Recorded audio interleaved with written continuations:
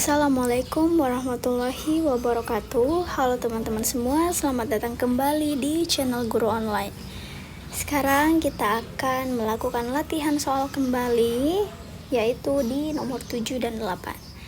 Oke, jadi jangan lupa untuk subscribe, like, comment, and share, dan turn on notification supaya teman-teman semua dengan mudah bisa mendapatkan informasi jika kami mengupload video terbaru.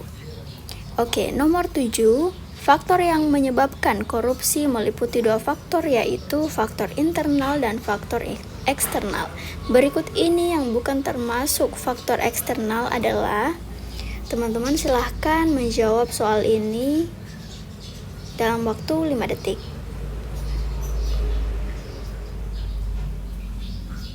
Oke, mari kita mulai menjawab soal ini dengan mengunderline beberapa kata yang penting.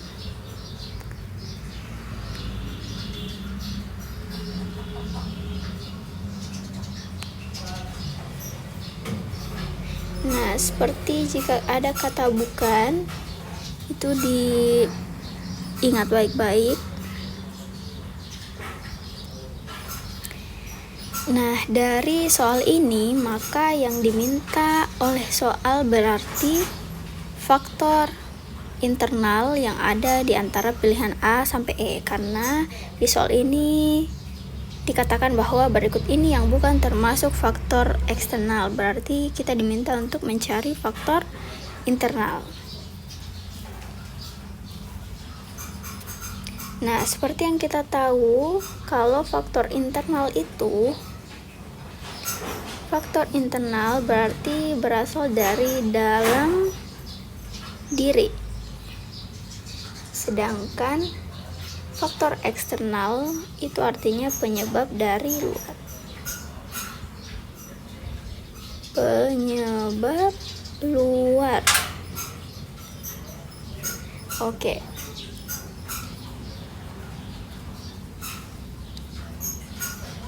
Faktor penyebab eksternal itu terdiri juga dari 4 poin. 4 poin diantaranya adalah aspek ekonomi seperti rendahnya gaji yang diterima. Kemudian yang kedua, aspek politik, misalnya ketidakstabilan kondisi politik pada saat itu. Kemudian yang ketiga adalah organisasi, misal kurang adanya sikap keteladanan dari pimpinan kepada bawahan. Kemudian yang terakhir adalah hukum, misalnya lemahnya hukum dan buruknya perundang-undangan sehingga orang-orang jadi tidak takut untuk melakukan kesalahan seperti korupsi. Sedangkan jika kita berbicara mengenai faktor internal atau faktor yang berasal dari dalam diri seseorang, itu diantaranya tamak, misalnya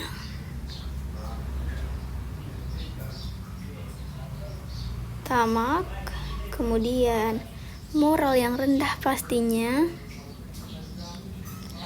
moral rendah,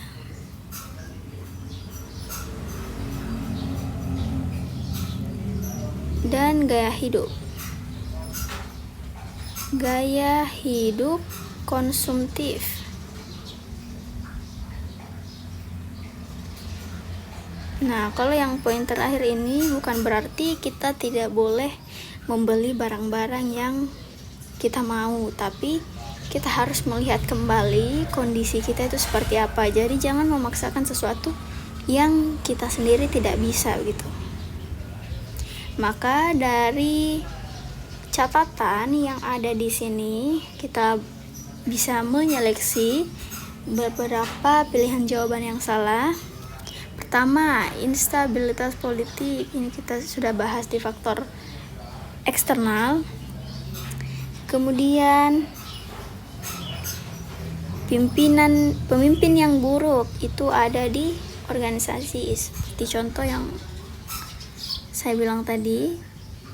Oke, kemudian gaji yang rendah itu ada di ekonomi, ada di sini. Kemudian lemahnya hukum kita coret juga. Oke. Sehingga pilihan jawaban yang benar ada pada opsi E, gaya hidup konsumtif.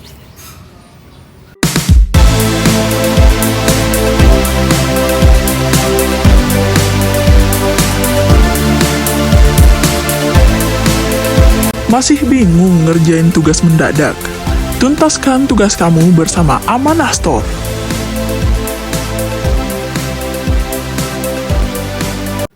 Oke teman-teman semua, semoga bisa dimengerti. Mari kita lanjut ke soal berikutnya. Para pejabat publik, baik pemerintah maupun pihak-pihak yang terlibat dapat mengetahui sekaligus mengawasi agar tidak terjadi penyimpangan maupun peluang korupsi. Para pejabat yang berperan tersebut harus memiliki pengetahuan dan kompetensi dalam hal. Teman-teman silahkan menjawab soal ini dalam waktu 10 detik.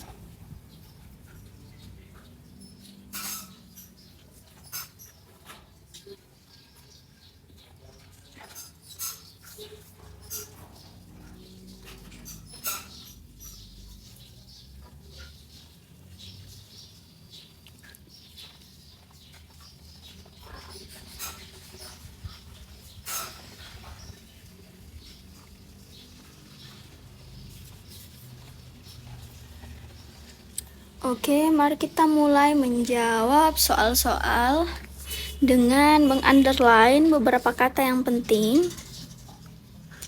Pejabat publik, pemerintah atau pihak yang terlibat. Mengetahui, mengawasi terkait penyimpangan atau peluang korupsi. Pejabat yang berperan tersebut harus memiliki pengetahuan dan kompetensi dalam hal. Oke teman-teman semua, jadi dari soal ini maka kita bisa memahami bahwa soal ini meminta kira-kira apa pengetahuan dan kompetensi yang harus dimiliki pejabat yang mengawasi terkait adanya penyimpangan maupun peluang korupsi. Oke, jadi mari kita mulai menyeleksi jawaban yang sekiranya sudah tidak tepat. Kalau perpajakan sepertinya sudah tidak. Kemudian administrasi kepegawaian juga tidak.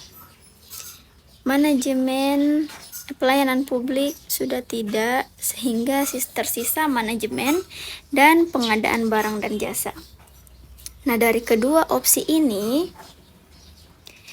kita perlu memahami bahwasanya hal yang paling penting dari kedua ini sudah jelas adalah pengadaan barang dan jasa. Mengapa? Karena pejabat yang berfungsi untuk mengetahui dan mengawasi terkait adanya penyimpangan atau peluang korupsi itu sudah jelas harus memiliki pengetahuan dalam masalah pengadaan barang dan jasa. Pengadaan barang dan jasa. Karena agar dana publik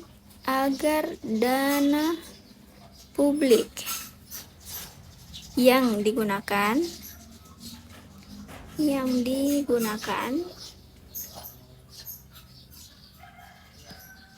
dapat dipertanggungjawabkan dengan benar.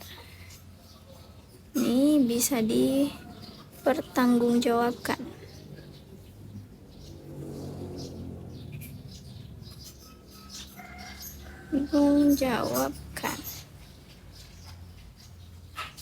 Oke, bisa teman-teman pahami.